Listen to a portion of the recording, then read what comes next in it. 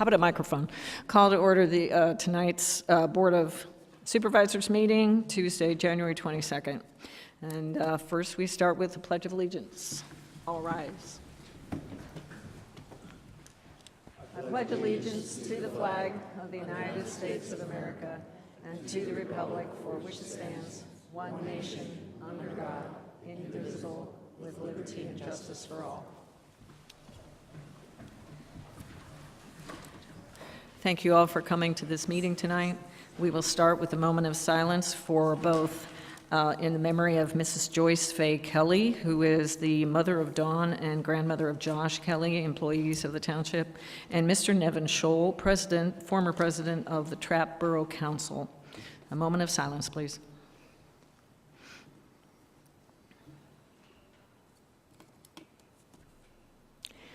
And then we move on to recognition of Allison Felder.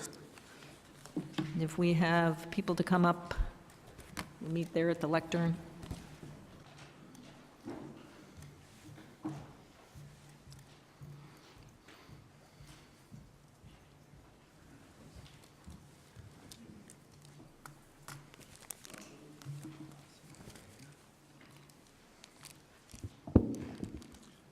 Good evening, residents, supervisors, fellow responders, and visitors to the township. For those of you that I may not know, my name is Lenny Brown, a paramedic, EMS supervisor, and public information officer with the Roarsford Fire Department and Friendship Ambulance. Joining me is Roarsford Fire Department and Friendship Ambulance Director of EMS and Chief George Giuliano, as well as Friendship's Medical Command Physician, Dr. Bert Schiffer. I also want to ask Upper Providence Township Police Sergeant Matt Tobin. I saw him. All right, stepped out. When he comes in, he can join us as well. I'm honored to be in front of the Board of Supervisors and all those in attendance to share with you a story of bravery that occurred last month right here in Upper Providence Township. I have the unique opportunity to tell this story not only as an EMS supervisor, not only as the public information officer, but also as the paramedic that responded to the incident.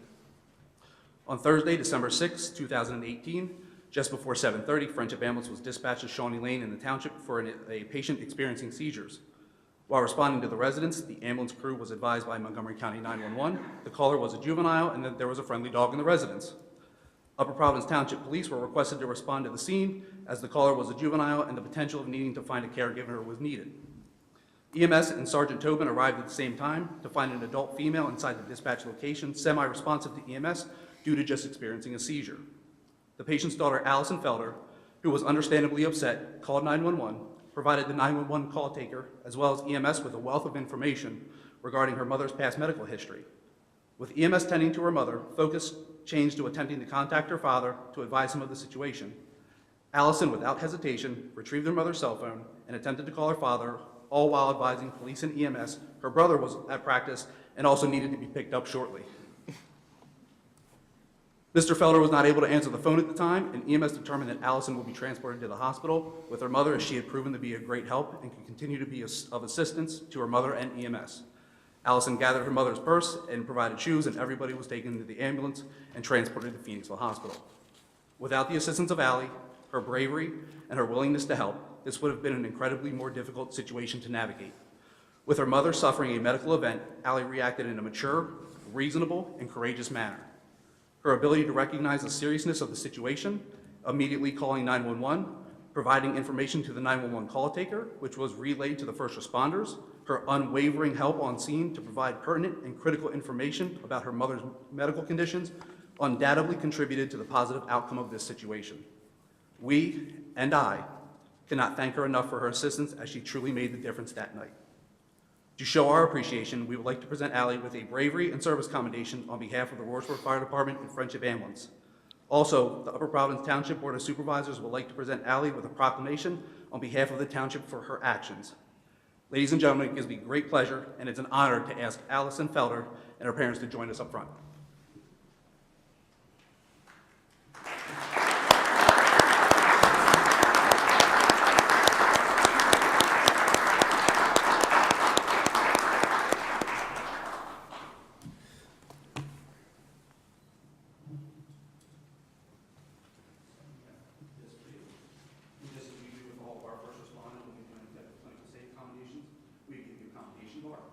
Which is a community service bar, as well as a contribution from us.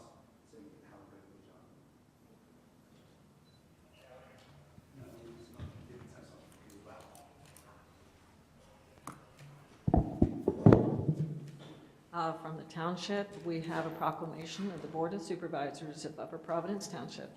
Whereas on Thursday, December 6, 2018, a family member of Allison Felder suffered a serious medical emergency, rendering the patient unable to dial 911 for assistance.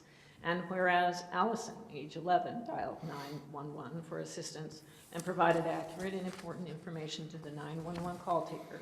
And whereas, upon arrival of EMS providers, relayed pertinent medical information which assisted in the timely and appropriate treatment of the patient. And whereas, Allison showed incredible bravery during a stressful and uncertain time. And now, therefore, we, the Upper Providence Board of Supervisors, recognize that the brave actions of Allison Felder summoned emergency medical services to help a family member in need. Additionally, Allison relayed critical and accurate information to responders, which assisted medical providers in delivering appropriate care. We recognize that Allison's actions were indispensable in bringing a positive resolution to the medical emergency, and we commend her actions, proclaimed this 22nd day of January 2019 by the Board of Supervisors of Upper Providence Township.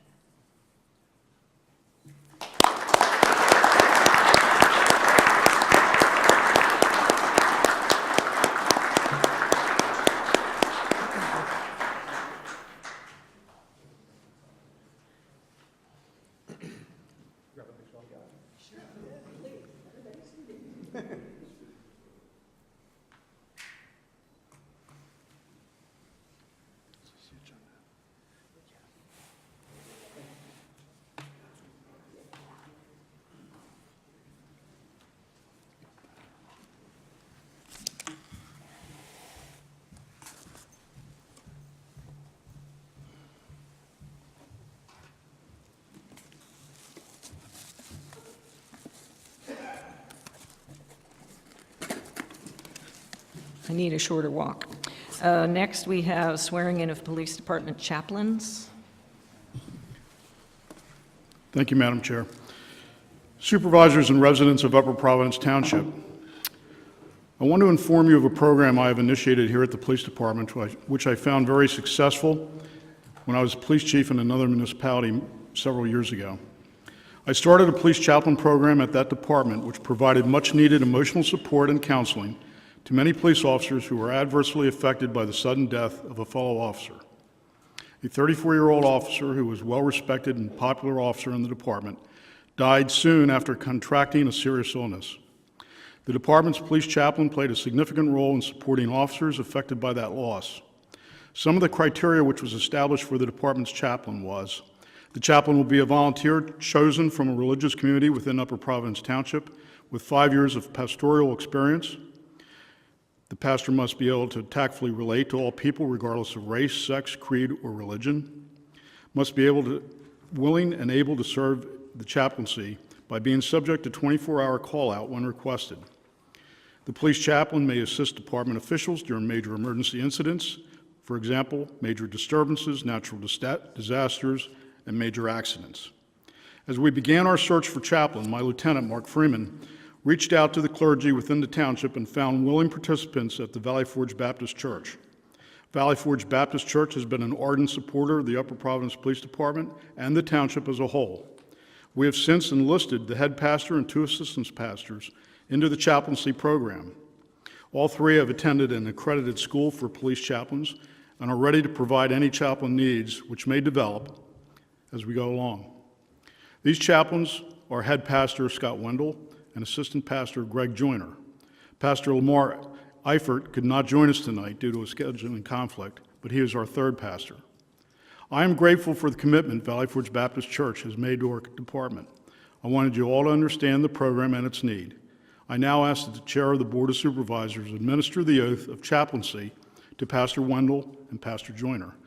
Gentlemen, please join me, along with your wives, up at the front podium.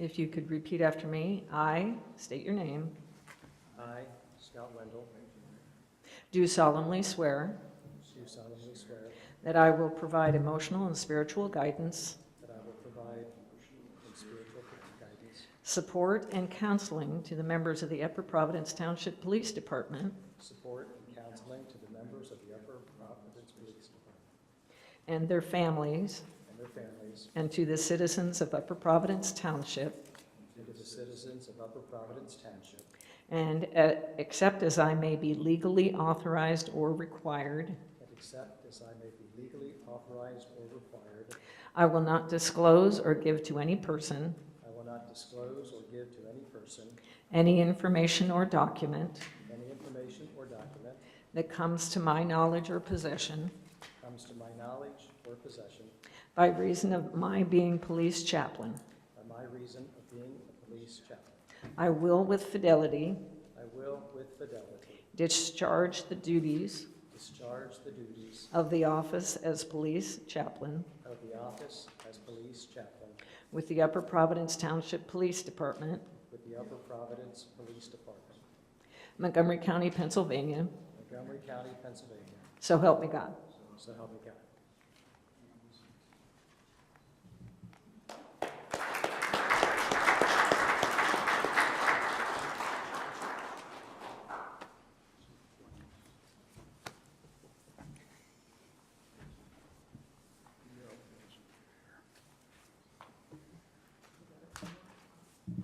No, it's just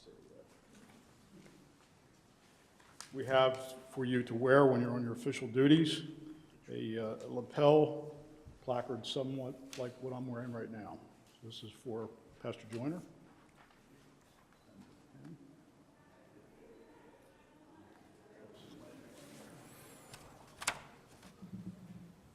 Pastor Wendell.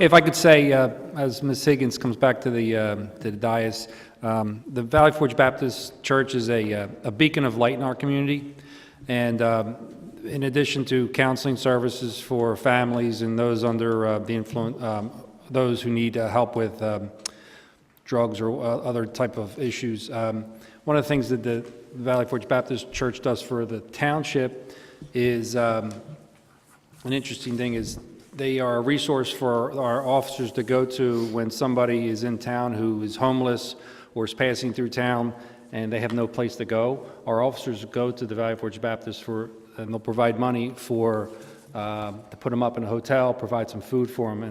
And I spent many years doing this job, and that was one of the most difficult things we had to experience. Is you have somebody who needs help, they don't have money. We had no place to go to get money to help them. This is a one-stop shop with the Valley Forge Baptist for our officers. So that's a tremendous asset to us. So thank you very much, and thank you for everything you do. Yeah, thank you. Thank you. Now we're moving on to swearing in of new career fire personnel. So if Deputy Fire Marshal Dimmerling would like to introduce them.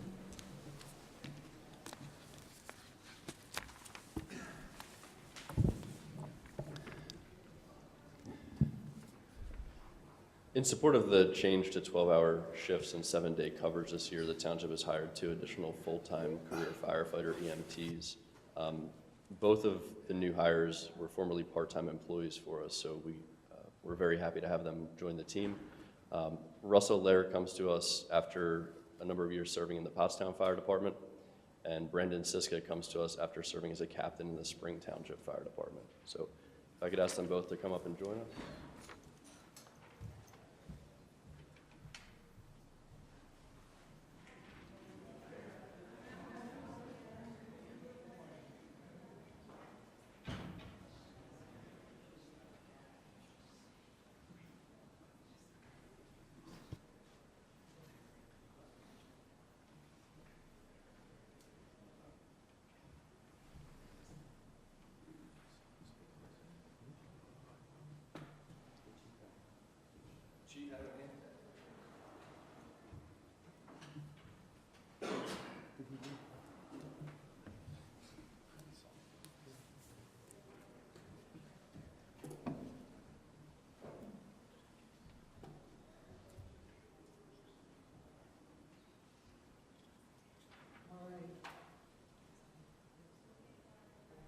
Everybody here? Okay, there it is. And the oath of office, the gentleman who repeat after me, I, and state your name. Having been duly appointed as firefighter for Upper Providence Township, do solemnly affirm that I will support, obey, and defend the Constitution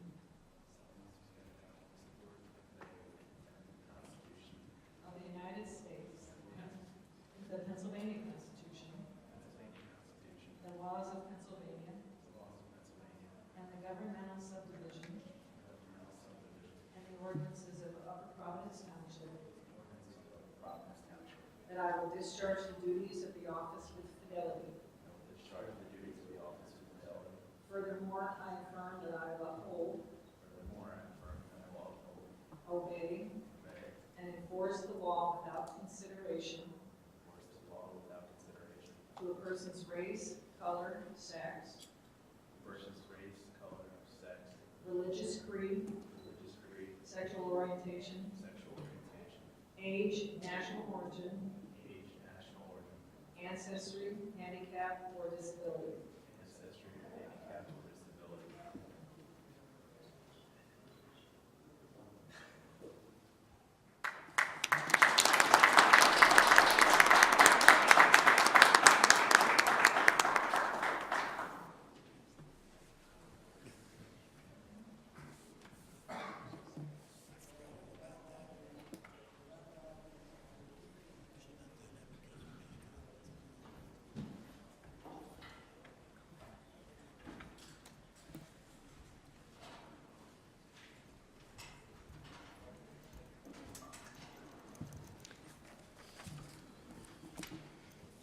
I hope that's the end of my exercise. Okay, next on the agenda, it's motion to approve the January 22 board agenda. Yes? No? Does this all fit the final? It's not on your final? It's not. Okay, Yeah, we took that off okay, because he's not here. okay. Okay, any questions or discussion about the current board agenda, tonight's agenda? All right, do I have a motion to approve tonight's agenda? I'll make a motion to approve January 22nd, 2019 board agenda. Do I have a second? I'll second. I have a motion and a second to approve the January 22nd, 2019 board agenda. All in favor, say aye. Aye. All opposed? Motion passes. We have no executive session to report. Approval of the bill list. Has everybody seen the bill list and have any questions about it? Yep. No questions or discussion. Do I have a motion to approve? I'll make a motion to approve the bill list from January 1st through January 15th in the amount of $870,761.65. Do I have a second? I'll second the motion. Okay, no further discussion. We have a motion and a second. All in favor, say aye. Aye. All opposed? Motion carries. Approval of the minutes. Has everybody seen the minutes? Do we have any questions, discussion about the minutes for January 7, 2019 reorganization meeting? I'll make a motion to approve the I'll make a motion to approve the meeting minutes of the board's January 7, 2019 reorganization meeting. Do I have a second? I'll second that. I have a motion and a second to approve the meeting minutes of the board's January 7th, 2019 reorganization meeting. All in favor, say aye. Aye. All opposed? Motion carries. And then we have the January 7th, 2019 regular meeting. Has everybody seen that, approved it, looked at it, questions? Anybody want to make a motion to approve that? Hank, there's an error on the date, I believe, on the top. An error? The date says December 17th on top of this. Should be January 7th.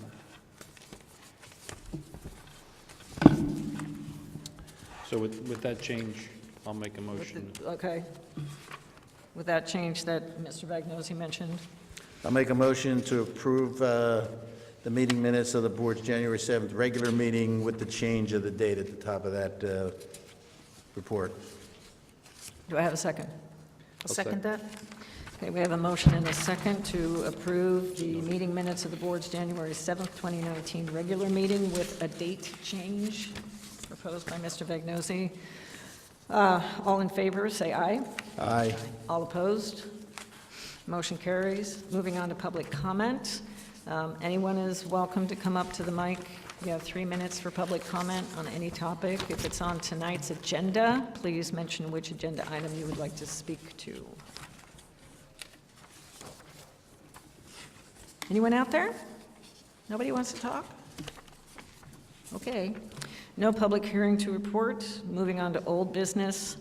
Consider adoption of Resolution 2019-808 to adopt a DEP sewer planning module for Old State Road. Do you have any questions, comments, discussion about that?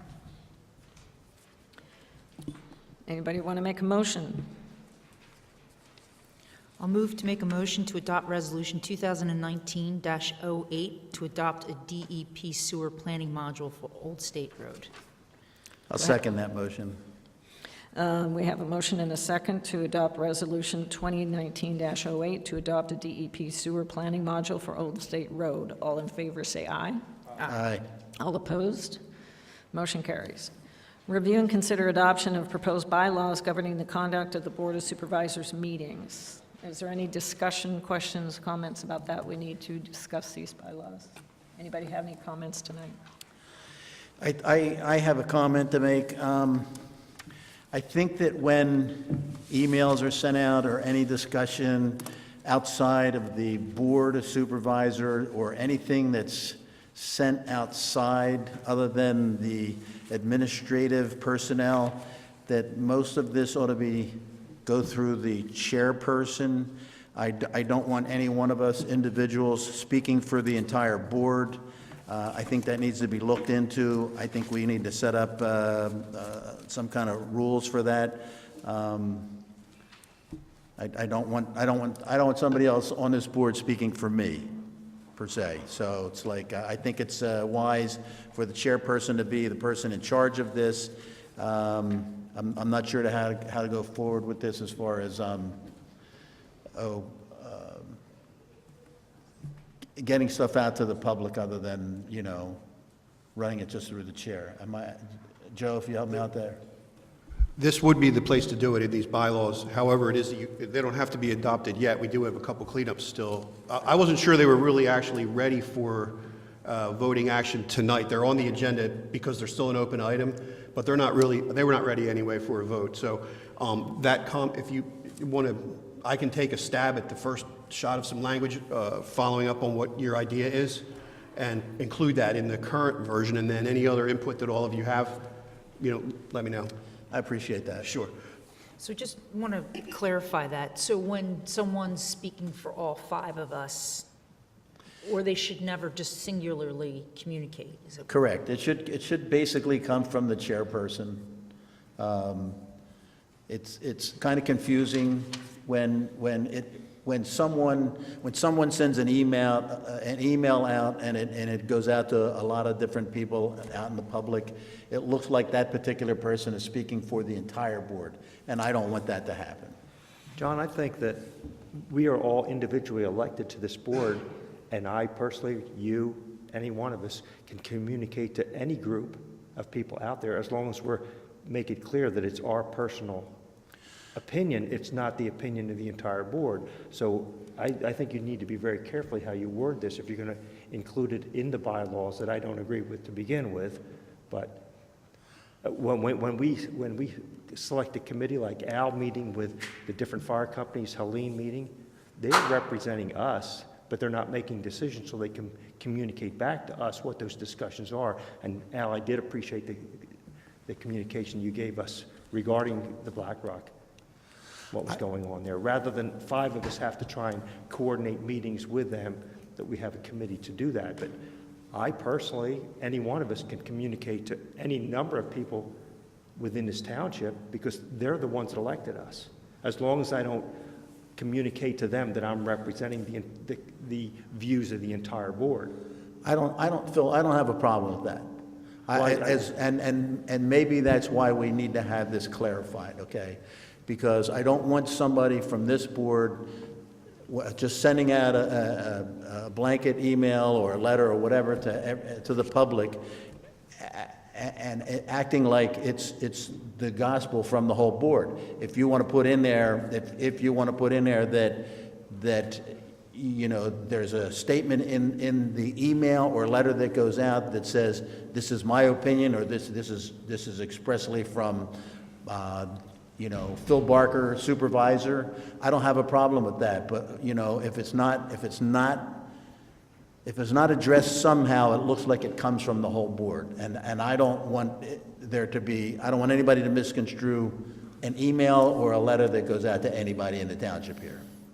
Okay, Well, if I could, so you're referring to the email I sent to the Black Rock Fire Company No, I'm not today? referring to that. Well, This has happened to me before. all right, so. But now you brought it up, yeah, that's a good Okay, example. so we had a meeting with the Black Rock Fire Company at their request on December 11th of 2018, and we had the conversation, lengthy conversation about various issues. You were present, the other board members weren't, and we had talked about some action items. And in fact, I emailed the entire board about this meeting a couple days afterwards, before Christmas, I believe. And we talked about, at the meeting, about following up with the items. Well, it's been over a month, so I sent them an email from a meeting that I was present at. I copied all of you, and it was I basically sent them the same information that you got back in December. I changed the verbiage so it would sound better. But it was coming from me. Well, it was just written a little bit different. So I sent them requesting a follow-up on some of the action items that they told us that they would follow up on. That was the extent of it. And right, I'm not abdicating my responsibility. I was duly elected by the public, so I will never abdicate my responsibility to communicate with the public who elected me. Now, I didn't send an email out to all 26,000 residents. It was a meeting I was involved in. And today, Ms. Kelsey and I went back and forth about scheduling a meeting with some other meetings that we're dealing with fire department issues. I have no problem with Helene or Ms. Kelsey organizing that. All I did was communicate with Black Rock Fire Company representatives based off of a meeting we had. One of the problems that we've had, you know, with our relationship with Black Rock is you will go down and I will attend the same meeting. We discuss certain things.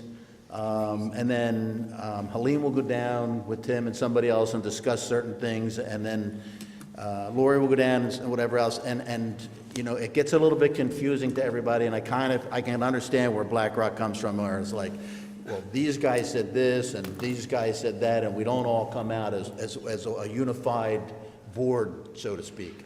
So that's my point, is that when it goes out, it should be from the board. It shouldn't look like it's coming from any one individual, that's all. All right, I understand that, but we're not a unified board. We shouldn't be. The only place we can be unified is when we vote on something. But if we're all allowed our opinions and we can speak to organizations in the town, we can speak to residents in the town, we can speak to anyone that we need to speak to conduct our business. The only time we're allowed to be unified is when we vote. And I understand your issue with make a message, but we haven't had I say a message that's singular coming from the board, because there's 5 opinions. We're all looking for the same thing, but to send all correspondence through the chairperson, no matter who it is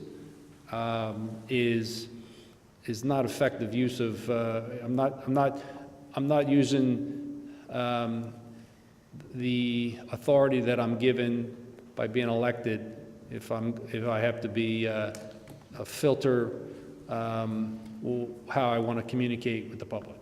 I want That's to ask a all. question. Joe, what do other municipalities do in a situation like this? Is there any examples or? It's common if one elected person is not speaking on behalf of the whole board on an issue that is known to have any kind of sensitivity, meaning if it's not just routine business of, enclosed, you'll find this document, but if it's on an important point, there's usually just a disclaimer that they're only speaking for themselves until it's voted upon by a majority. And if I understood correctly, John was agreeing with the point Phil made, which kind of amended what John originally said, changing it from going through the chair to making clear that you're not speaking on behalf of everyone, therefore still having full open communication with everybody. Something along those lines is what I'm thinking about drafting.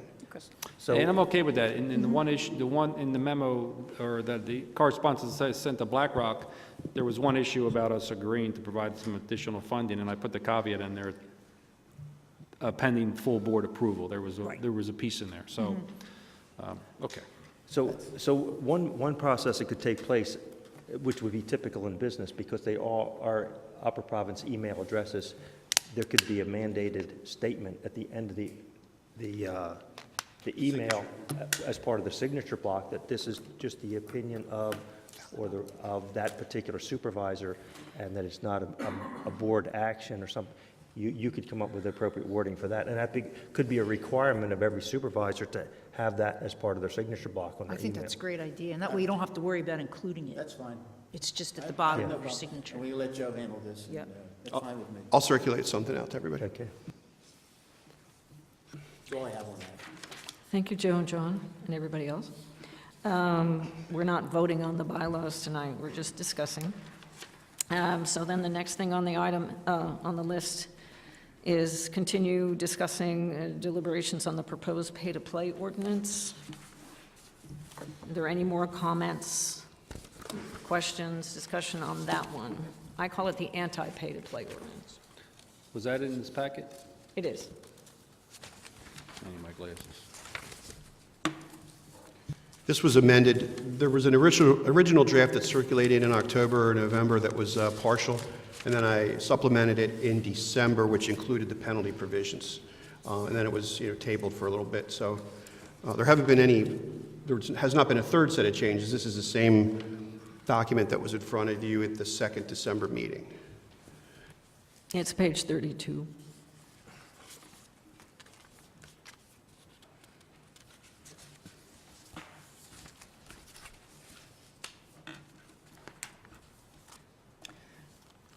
No plans for a motion tonight, but I just wanted to have further discussion on the topic. No further comments tonight? Okay, moving on to new business. Consider authorizing an ordinance advertising, amending subsection 169-52 of the Township Code to prohibit parking along a section of Norwood Street at Second Avenue. Do we have any discussion on that? Any explanation? Jeff, you have something? I'm going to hand it over to Brian. Okay. Can you go back to the photograph there? Andy, can you back? There you go. This picture is stolen, quite frankly, from Google Earth. But the camera is on Norwood Street, facing Second. Rob Solario brought to my attention a parking issue that we have here with vehicles parking on the right side of the road. Unfortunately, the cartway here, the paved width of the street is only about 20 feet, and with vehicles parking up close to the stop sign, cars that are traveling in this direction, as you see in the photograph, are forced to come into the oncoming traffic lane as they approach the intersection. Rob came to me and said, is this something we could remedy by way of posting that side of the street, no parking? So he's proposed that we amend the Township Code to prohibit parking on this side of Norwood Street for a given distance back from the stop sign. I don't recall, 35 feet perhaps, 30 feet. So if the board's inclined to authorize advertisement of an ordinance and amend the Township Code to effect this change and prohibit parking at this location, we'd ask for your blessing to have Joe prepare the ordinance and advertise it for future adoption at a public meeting. So you're only going to limit it on one side of the street? Correct. Okay. How much traffic is on Norwood Street? I mean, that's, Well, it sees you can see how, this picture was probably taken from Route 29 to the stop sign, so that's about how long the street is there. Right. So I personally don't see any problem with restricting the parking over there. I don't really want to do a whole lot of restricting of parking in that area elsewhere. But car comes down there, parks on that side of the street, especially near the stop sign, it's like, it might create a situation, but there's, How far back is the restriction? Is it 30 feet? 30 feet. Just 30 feet. I understand that Rob has ticketed one or more vehicles that were parked too close to the stop sign. There's typically cars parked. Yeah, I mean, this clearly doesn't demonstrate the condition that exists when there's vehicles lined up there. It's my understanding that they're almost all the way up to the stop sign, and the vehicles approaching the intersection have to be in that lane of oncoming traffic. And as someone coming from the screen, the left side of Second Avenue, turning toward the camera, there's sometimes potentially a vehicle in their path. Okay, so we're not talking restricting parking along all of Norwood Street, just, Just 30 feet back from the intersection. okay. and Phil, just so you know, there aren't a lot of people that park on that street, period. So it's just, Yeah. occasionally you get a car that's there, and it makes it difficult for people to get around it and stop at the stop sign. Do I have a motion? Yes. I'll make a motion to authorize an ordinance to advertise, amending 162-5 of the Township Code to prohibit parking along a section of Norwood Street at Second Avenue. Do I have a second? I'll second that. So we have a motion to authorize an ordinance advertisement amending subsection 169-52 of the Township Code to prohibit parking along a section of Norwood Street at Second Avenue. All in favor, say aye. Aye. All opposed? Motion carries. Next, we have consider adoption of Resolution 2019-11, adopting the 2019 fee schedule. This is to correct a mistaken fee schedule at the previous meeting. I'll speak to this. I need to fall on my sword for bringing this to you 2 meetings in a row. As you know, the cover sheet to the fee schedule doesn't identify the year. We're going to change that in the future. The copy that we sent you during the reorganization meeting was an older version. The copy that you sent, that we sent to you on Friday is the corrected version. One of the changes specifically includes a fee to rent this room, but there is no charge for an activity that's sponsored by or run by Upper Providence Township, or local state representative or state senator. So I'm sorry to bring this before you again, but I think it's imperative that the board bless the fee schedule that we're actually using. I think it's important. So it's back before you again. Okay, I'll make a motion to adopt Resolution 2019-11, adopting the 2019 fee schedule. I'll second that. I have a motion and a second to adopt Resolution 2019-11, adopting the 2019 fee schedule. All those in favor say aye. Aye. All opposed? Motion carries. Next, we have consider adoption of Resolution 2019-09, permitting the consumption of brewed alcoholic beverages at Anderson Farm during the township's first annual UP Music Fest. Any questions, comments? Can I just hear a little detail about the festival? I'm going to explain that. We're working with our Park and Recreation Department. We've gotten a very intriguing proposal from a resident who lives in the township, has been wanting to put on a music fest for several years, and he lives right across the amphitheater.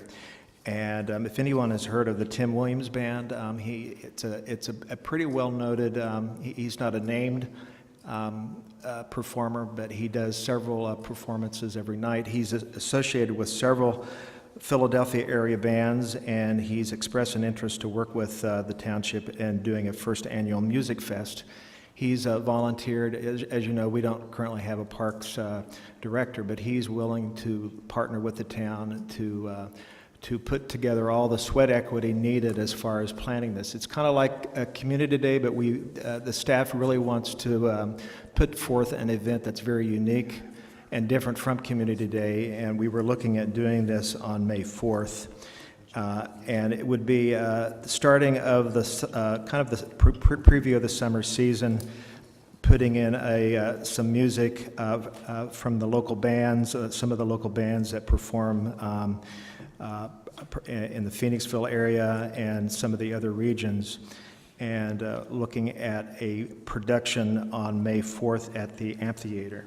We're still looking at some of the early logistics, but we are looking at trying to do something similar that we did with Community Day.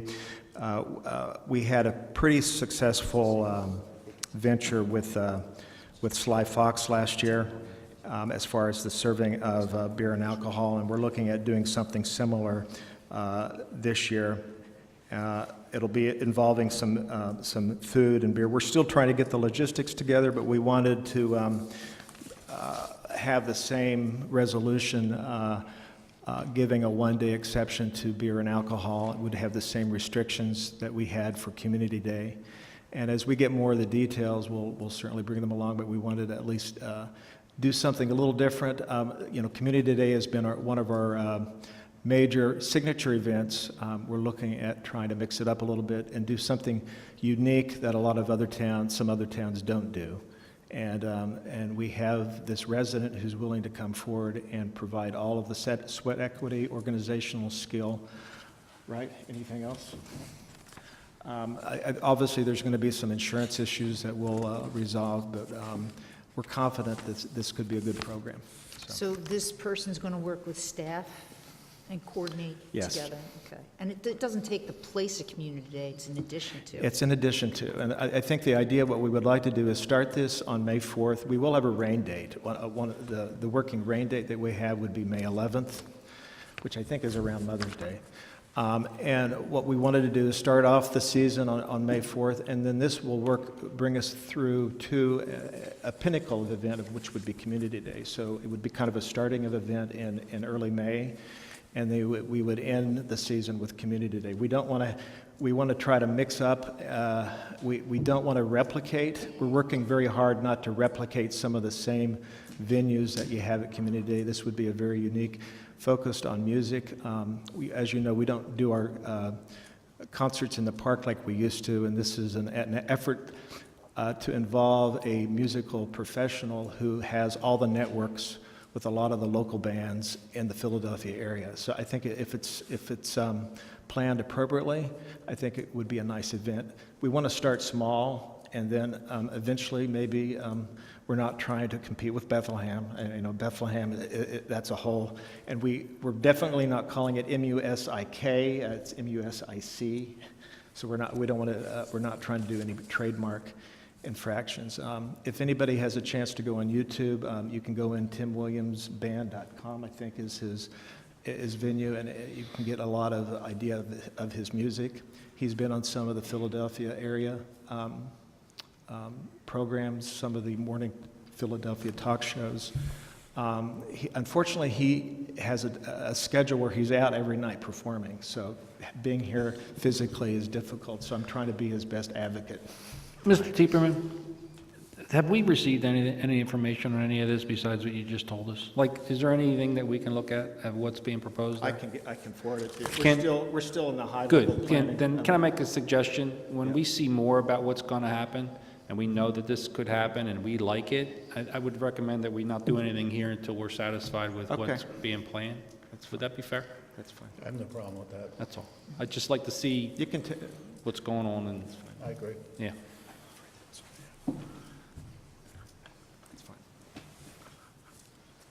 I take it we're going to table that, someone needs to Yeah, we talk can and table turn that. their mic off before mine goes on.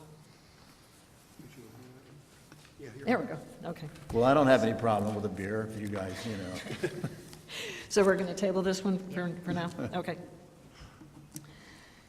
Next is consider adoption of Resolution 2019-10, approving a budget amendment to fund the installation of a temporary structure at 1301 Black Rock Road for the temporary relocation of career fire service personnel.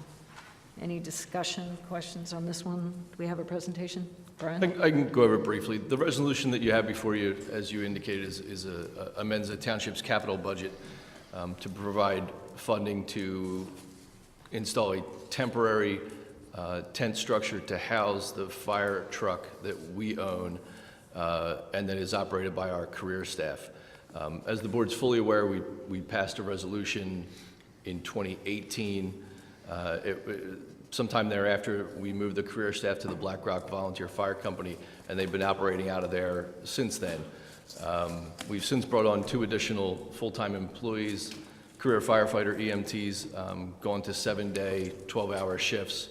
And unfortunately, being located in that section of the township, there have been numerous calls this year where their response was delayed. House fire in the Roarsford areas, the township, a fire today, in fact, at Perkiomen Woods, along with numerous other calls. And it's our belief that the township would be better served if they were located in the geographic center of the township.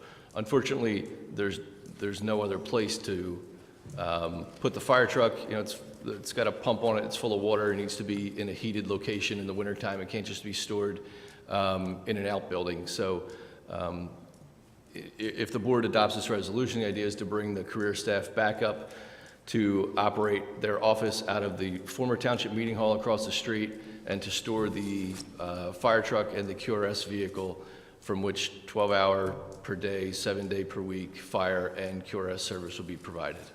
So would the truck go behind the old? We would locate this tent structure to the far right of the garage that's existing there today. Being in close proximity to the garage, we could provide power to it at minimal cost. And then, do we know the cost of anything? Because when I looked, there was a blank. Yeah, I've changed the resolution to reflect a cost of $60,000. I have a fee from EventQuip that would provide the tent for $46,400 for all of 2019, and we would rent the tent for roughly $2,000 per month each month thereafter.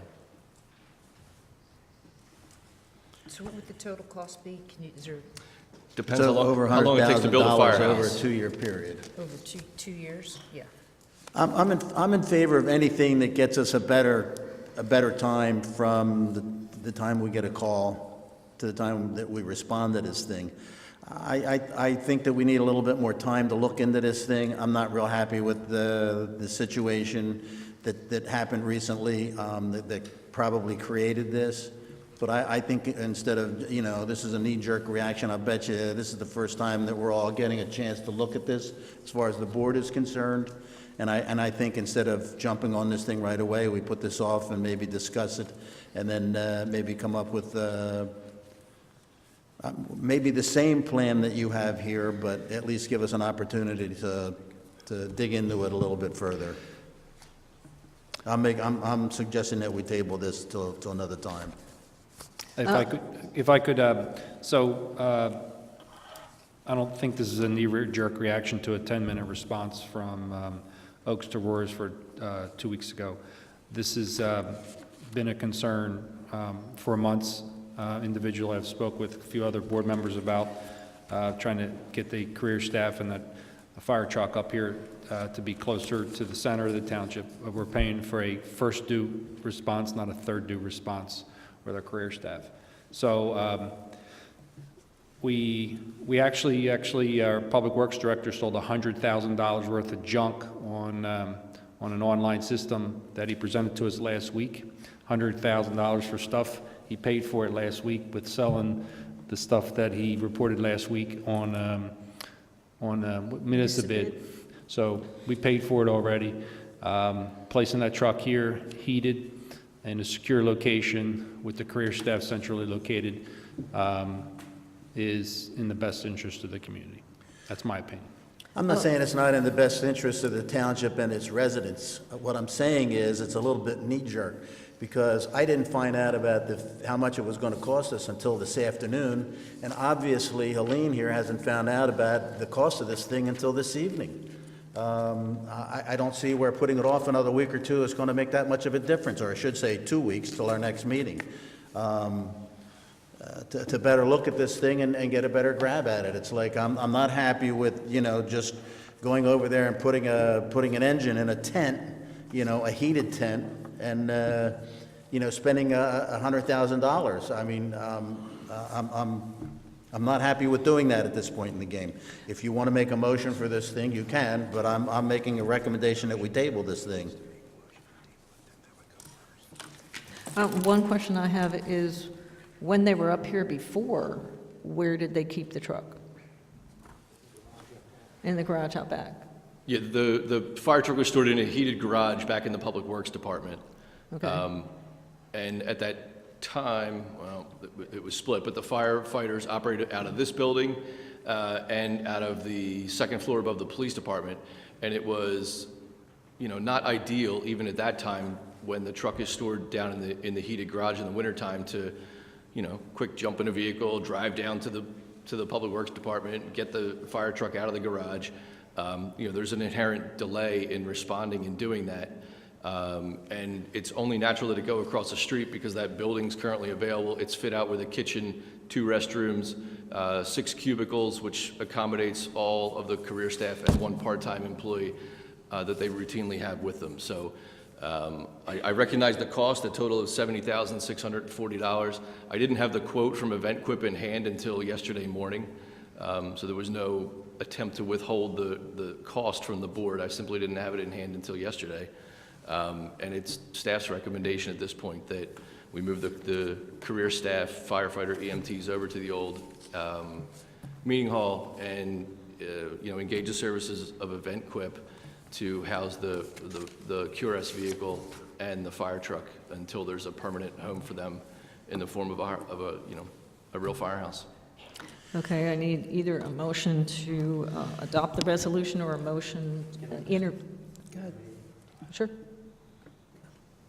So this goes back to your previous comment, John, about communications going out as a board rather than a supervisor.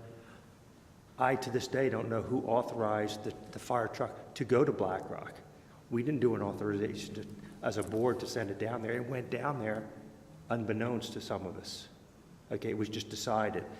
I think the $70,000 expense, as going to what Mr. Vagnozzi said, after selling a bunch of old vehicles and equipment that we don't use for $100,000 is going to cover this expense and provide better protection for the township residents. But this, at least, has been communicated to all of us that this was the intention, although Brian didn't have the actual dollar numbers until today. I mean, I didn't know what they were until I came to the meeting tonight, but I'm willing to spend $70,000 to provide better protection for the other areas of the township that are not being covered adequately. Okay, if discussion is ended, what I need is either a motion to adopt or a motion interceding. I'll make a motion. To table it. I'll make a motion to adopt Resolution 2019-10, approving a budget amendment to fund an installation of a temporary structure at 1301 Black Rock Road for a temporary relocation of career fire service in the amount of approximately $60,000. I'll second that. Okay, I have a motion and a second to adopt Resolution 2019-10, approving a budget amendment to fund the installation of a temporary structure at 1301 Black Rock Road for the temporary relocation of career fire service personnel in the amount of $60,000. I have a couple extra questions, I'm sorry. I haven't looked through, and of course, we haven't had all the information, so I want to just do a little timeout. The reason why we moved them down there was so they train together with Black Rock and there'd be other benefits. So if we move them back up, and I get that's a benefit to the residents, If you could just excuse me for a second, who is we? That was the question I had when they went down there. Who was we decided? I don't remember the 5-member board deciding to move them down there. That's all. I don't recall us, you're right, Phil. I do not recall us having a vote on sending them down there. I don't think it required a vote, to be honest with you. Oh, okay. But I don't know I believe it was probably staff, and I know that I was part of some of that discussion about sending them down there. I thought it was a good idea, but I don't remember us taking a vote on it. I don't think it required a vote to move those guys down there. But getting back to the issue, that truck that you're going to park over here is not going to be there the whole time, okay? That truck is used to go out to do inspections. I also haven't had a time to speak with Mr. Dimmerling about all of this and get his opinion on this. So holding this off for 2 weeks is not a major deal here. So if you guys want to go ahead and vote on this, you go right ahead. I'm going to vote no on this thing because I haven't had an opportunity to look into it. Again, like I said, I only found out about the expense of it this afternoon. You only found about the expense about it this evening, along with Helene, and it's like, we're jumping on this thing right away. 2 weeks is not going to make that much of a difference, but you go right ahead, Well, if I can Madam just- Chairperson. If I can, Light touch. Just a light touch. There you go. if I can address just procedurally, I don't know that you necessarily are seeking to vote no if you're seeking to table it. The table is a superseding motion to the pending motion. So in other words, there's a motion been put on the floor in favor of. It would be appropriate if you want to make an intervening motion to table it, and then all of you can vote on that, but at least that way, you're not voting no on the substance of making the expenditure. Well, I don't have a problem voting no on that item, but I'll make a motion to table this thing. I'll make an interceding motion to table this agenda item until we have a little bit more time to do just a little bit of research on this. Put this thing on the agenda in the next 2 weeks. I'll be happy to discuss it. Give me an opportunity to discuss it with Tom and whoever else I feel I need to discuss it with. I have no problems. So, Ms. Kelsey had a question. So look, today there was a fire. There was a house fire. We had fire equipment from Lower Providence, Perkiomen Township, Collegeville, Trapp, Limerick. It was a daytime call. Our career staff was there, of course. You talk about training. The reason we do these things, the reason we have those gentlemen in the back is because our volunteers, and I love them, and I was one, they're not around during the daytime. It's very difficult. There was one truck from Blackbrook Fire Company at that fire today. One. It's not that they're bad guys, okay? They're good guys. But we had one truck. So you're talking about training. There's no training going on during the day. During the weekday, it's very difficult. I'm not saying there's no camaraderie and there's people there, but look, 10-minute response. Anybody live on Gay Street where there was a fire? Anybody, on TV here? 10 minutes to get a fire truck to your street last week. We can't continue this. You know what, and I think That's we all. all agree with it. I'm on board for it. That's all. I'm also, I think we can work in a consensus manner and wait 2 weeks and then vote on it. I need a second for the tabling motion. if that's where you I want to take a go. little umbrage here with the indication by these remarks from Mr. Vagnozzi that I'm not for supporting the fire company, I think that's one of that's what we've been dealing with the most on this board for Yeah, but it's since I got delayed. elected. It's- yeah, And I am not going to,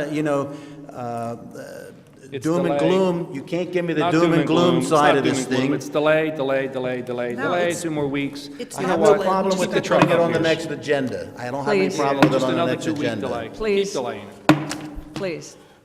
There is a motion to table the previous motion. Is there a second to the tabling motion? Do I have a second for the tabling motion? I'll second that. I just want to make clear, if we table it, it's going to come back on exactly the way that it is, and we'll have just 2 more weeks to think about it. That's how it'll work. Well, I think that was a part of John's motion. I don't know if he exactly That's said fine. 2 weeks, but I think that's what he, right? I'm happy to include that in my motion, Right. yes. So, yes. So I have a motion and a second to table the current motion to adopt Resolution 2019. All in favor of tabling the Resolution 2019-10, say aye. Aye. All opposed? No. Opposed.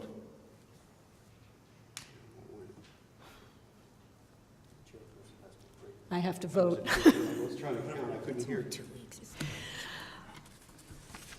I'm going to vote for the 2-week delay, and so that's an aye to table. So that motion passes. So we're tabling that one. Moving on to consider directing staff to issue an RFP for design services for the Walnut Street and Jacob Street alignment project in Montclair. Do we have a discussion on that? Any questions? Do we have a presentation? We all know about this one. It's been hanging fire for a long time. We finally got grants and money. This is the Walnut Street thing we're discussing. I just, you know, I'm happy to, I'll be happy to make this motion, but I also want to know, I want Bill to know that there is no animosity. Right. It's something that's required by the, grant that we're Who wants to getting. explain it better than I? My understanding is that we need to do a new RFP because the previous one is too old. We need to, one of the requirements of the grant is that if the township's engineer or the township's traffic engineer is directed to prepare the plans for ultimate construction, they have to have been selected by a competitive process in the past 5 years. Neither Bill, you know, neither Gilmore Associates nor McMahon fit that criteria. So in order to receive grant proceeds for the design portion of the project, we're obligated to solicit an RFP. So does that, how many other bids do you have to get? Or is it just as many people that respond to We'll it? put it out on the street. You know, Bill and Ken, you know, McMahon and Gilmore are welcome to submit a proposal, as is any other qualified design engineering firm. No further discussion. Do I have a motion? I'll make a motion to authorize staff to issue an RFP for design services for the Walnut Street and Jacob Street alignment project in Montclair. Do I have a second? I'll second that. I have a motion and a second to authorize staff to issue an RFP for design services for the Walnut Street and Jacob Street alignment project in Montclair. All in favor, say aye. Aye. All opposed? Motion carries. So, Bill, make sure you sharpen your pencil, and like to see this thing I'd like to see this at least started this year and maybe get lucky and complete it. I've talked with Ken. I think Ken and I are going to go jointly on a proposal to the township. Okay. Okay, the last one is considering approval of 2 proposals from McMahon Associates to design intersection improvements at Linfield Trap Road and Township Line Road, and to design traffic signal improvements and ADA ramp upgrades at the intersection. Any discussion, presentation, info from Ken, can anybody? you go over that? This is a This is really- subject to a grant as well. Ken can speak more intelligently to this agenda item than I can. Sure. First of all, I should point out that this project is really 2 separate phases. The first is the subject of a Green Light Go grant. That is to replace the existing signal equipment that is hanging by span wire and upgrade it to full mast arms and signal poles, and also update the ADA ramps, provide ADA ramps on all 4 corners of the intersection. That is the first proposal. The second proposal is a roadway widening project. Basically, the plan is to widen on the township, on the Upper Providence side of Linfield Trap Road, to provide a separate left turn lane. And we are also working in conjunction with Limerick Township, and the plan is to modify their side of Linfield Trap Road to get rid of the separate right turn lane and instead of replace it with a separate left turn lane, so there'll be opposing left turn lanes. This is partly being funded by money that was contributed by a developer several years ago, and partly being funded by the Rouse Chamberlain project that is a little bit further down the road. So that is the second proposal. Just as a reminder, the portion from the initial developer is now, we're in litigation to recover, but as a board, you had already previously decided that you were comfortable moving ahead with the intersection improvements instead of waiting for the outcome of the litigation, just because it was a worthwhile project. So I am still working on the underlying issue, and you're only authorizing the work now anyway, the design right now anyway, so you're not actually letting contracts. When you get closer, I'll be able to give you a better idea of where you are on that other money too.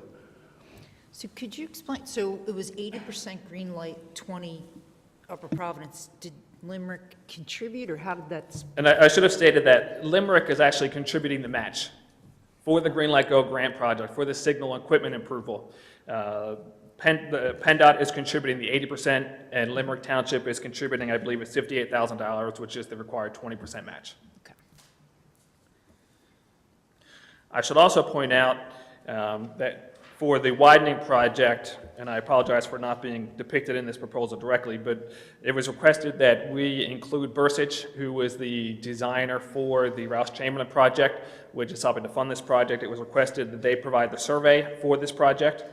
It was decided that they would work through us, so their cost would be $16,500, which would bump up the total cost of our proposal to $89,400.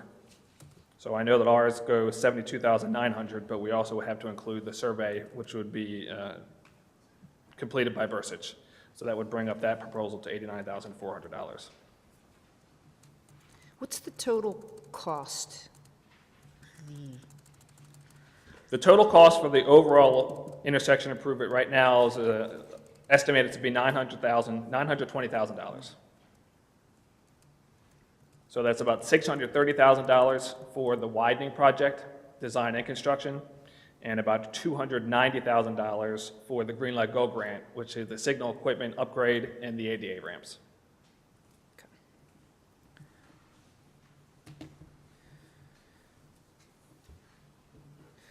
Thank you.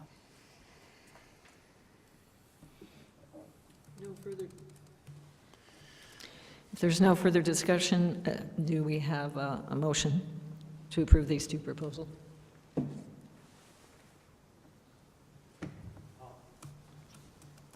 I'll make a motion to approve the intersection design improvement proposal from McMahon and Associates for Linfield Trap and Township Line Road to design traffic signal improvements and ADA ramp upgrades at the intersection. Do I have a second? I'll second that. I have a motion and a second to approve two proposals from McMahon Associates to design intersection improvements at Linfield Trap Road and Township Line Road, and to design traffic signal improvements and ADA ramp upgrades at the intersection. All in favor, say aye. Aye. All opposed? Motion carries. Moving on to managers and department head reports. Do we have anybody? Okay. How about any consultant reports?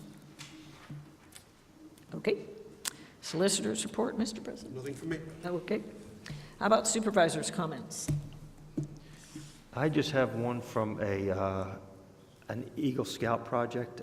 He was in several months ago, and he and his father were working on a project within the township we supported, and he's asking to create a veterans memorial in front of the township building here.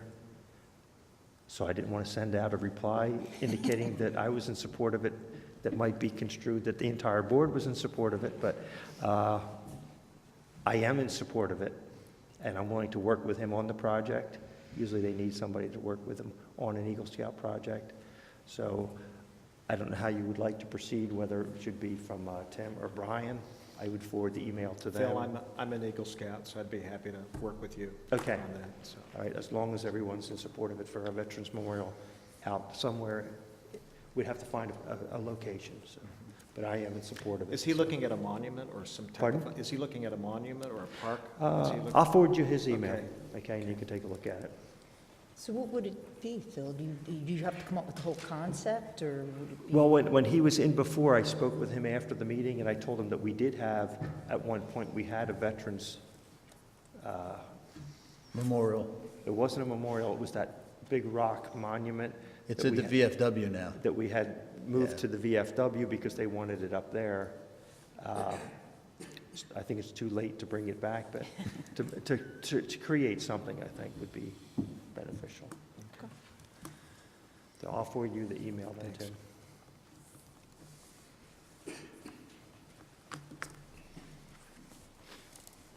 That's all I have. Sounds good. Okay, Helene, you have something. Yes, I have a 2018 year in review. So 2018 was a big year for Upper Providence. Let's take a look at some of the highlights. Administration and finance. 2018 marked the first complete calendar year for UPT under a 5-member Board of Supervisors. 2018 saw the completion of the new Township Municipal Center and this modern, well-equipped meeting hall. The township reduced its reliance on debt for the funding of major public projects. The new municipal center used only half of the original $10 million credit line acquired for its construction. Public Works, Klein Road was completely reconstructed. DBPW also completed reconstruction of the Cider Mill Road culvert and Walnut Street after each was washed out from storm water. 2 grant awards for trail projects, one on the Schuylkill River Trail and Lock 60, and the other for the Black Rock Road Trail. Park and Recs, toddler time and story time at the Recreation Center, increased rental income from the Recreation Center, and completed half-mile loop trail on Administration Campus. Police. The department prepared throughout 2018 to transition through the retirement of Sergeant William Dixon after 37 years of service on the police force with Upper Providence. Sergeant Dixon is to be replaced by Sergeant Jeffrey Hilt. 3 officers were promoted in 2018. Eric Salder-Melch was promoted to sergeant, Scott Reynolds was promoted to corporal, and Pat Haynes was promoted to detective sergeant. The detective unit has also undergone some changes following the promotion of Sergeant Haynes. The department permanently appointed 2 detectives, Shea Johnson and Sean Vincini, to provide investigative support to the unit. In 2018, the detective unit saw a clearance rate of 40% of reported crimes, well above the national average. And lastly, in 2018, the department achieved all the requirements for re-accreditation. This process follows on the accreditation of the department achieved at the end of 2017 and puts the department squarely on track to full re-accreditation in 2020. Zoning and Planning. The Board of Supervisors granted a conditional use approval for the residents of Providence Town Center to allow the construction of several apartment buildings and a hotel on a parcel of land between Wegmans and Toll's White Springs at Providence. The proposal still requires land development approval and has submitted land development plans for review. And lastly, fire. 2018 marked the first full year of QRS response. After gaining certification and licensure from Montgomery County and the Pennsylvania Department of Health to respond to medical emergencies in the township, the Department of Fire and Emergency Services also hired 2 full-time fire EMTs and expanded coverage from 40 hours per week to 84 hours per week. They now provide fire and QRS service 7 days per week from 6 a.m. to 6 p.m. And I wanted to personally say thank you to everyone. It's been quite a first year. I think we did some great work, and let's see how 2019 rolls out. Thank you. I also thank everybody for coming to the meetings, for educating me, for, teaching me a whole lot of stuff about how the township works and what this job entails. So, any other comments from anybody else? If not, I will entertain a motion to adjourn. Make a motion to adjourn. Second that? I have a motion and a second to adjourn. All in favor, say aye. Aye. Aye. All opposed. Motion carries. We're adjourned.